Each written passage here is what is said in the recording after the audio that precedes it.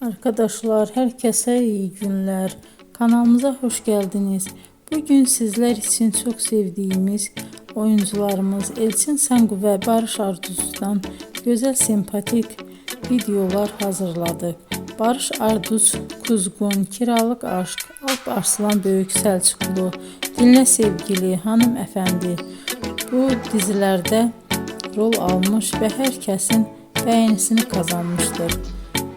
Ben de sizler için onların romantik karelerini hazırladım.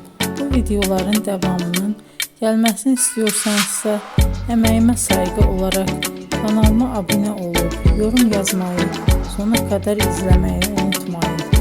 İzleyen herkese teşekkür ederim. Yeni karelerle görüşmek dileğiyle. Hoşça kalın.